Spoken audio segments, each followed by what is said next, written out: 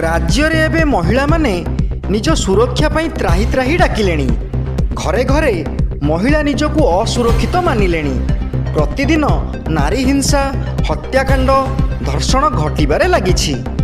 एभली परिस्थिति रे डबल इंजिन सरकार महिलांको नारे सस्ता राजनीति करुथुबा अभियोग करिछि बिजु जनता दल।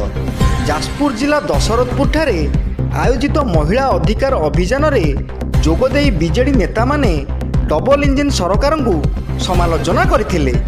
जिला सभापति सरोज महापात्र नेतृत्व में दशरथपुर महिला सभानेत्री रंजिता राउत अध्यक्षतार अनुष्ठित सभारे राज्य बीजेडी उपसभापति प्रणव प्रकाश दास, विरोधी दल मुख्य सचेतक प्रमीला मल्लिक, राज्य महिला उपसभापति शर्मिष्ठा सेठी, जाजपुर विधायिका सुजाता साहू प्रमुख जोगदेई सरकार को भर्त्सना करथिले।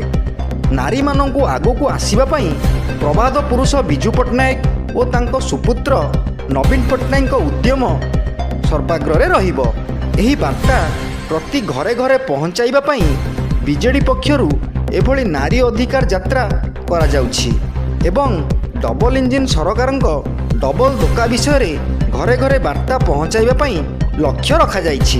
Bureau report G9 Odia.